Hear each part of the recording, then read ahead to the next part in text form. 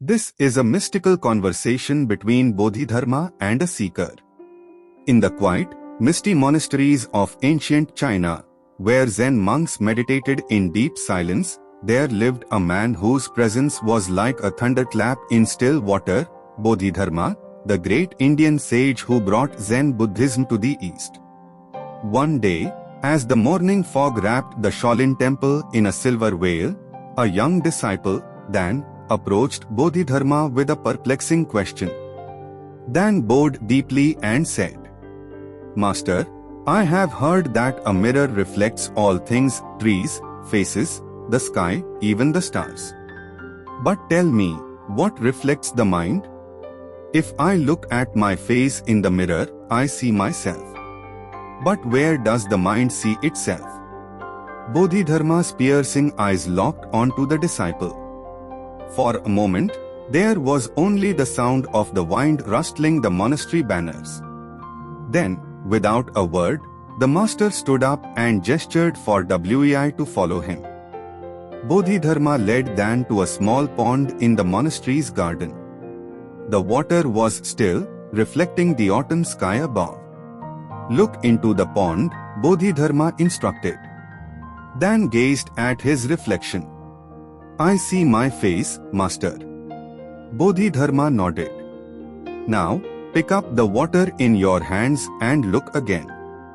Dan scooped up the water, but as soon as he did, the reflection disappeared. "Where is your face now?" Bodhidharma asked. Dan hesitated. "It's gone, master." Bodhidharma's voice was like the crack of a temple bell. Just as the pond can reflect your face but cannot hold it, the mind can observe thoughts but cannot see itself.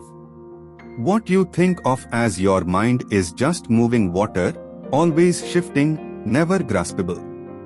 Still pondering, Dan followed Bodhidharma back inside the temple. There, the master pointed to a dusty mirror. "Wipe this mirror clean," he commanded. Dan took a cloth and wiped away the dust. The mirror instantly became clear, reflecting the entire room. "What did you do?" Bodhidharma asked. "I removed the dust, master." Bodhidharma's eyes burned into Dan's soul.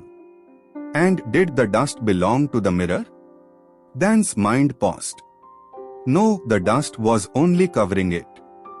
Bodhidharma leaned in. "So it is with your mind. The mind itself is clear and empty. The thoughts, emotions, and illusions are just dust covering it.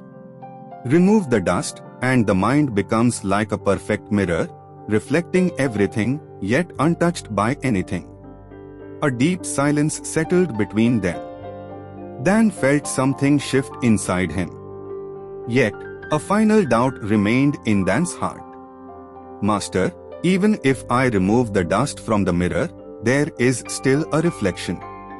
If my mind becomes clear, does that mean it will still reflect the world?" Bodhidharma, with a swift motion, took the mirror and turned it to face itself. "Now tell me, Dan, what does the mirror reflect?" Dan gasped. "Nothing, master. It reflects only emptiness." Bodhidharma nodded. "And that is the final truth.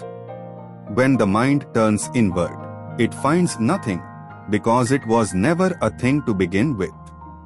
The pure mind is not a mirror reflecting the world, it is the vast emptiness in which all reflections appear and disappear." For the first time, Dan understood. "Master, you are saying that my mind does not need to find itself, because it was never lost. It was always empty, always clear, like the sky behind the clouds." Bodhidharma's face remained unreadable, but a small smile flickered at the edges of his lips. "Yes, Dan. Now, go and see if the wind can catch its own breath."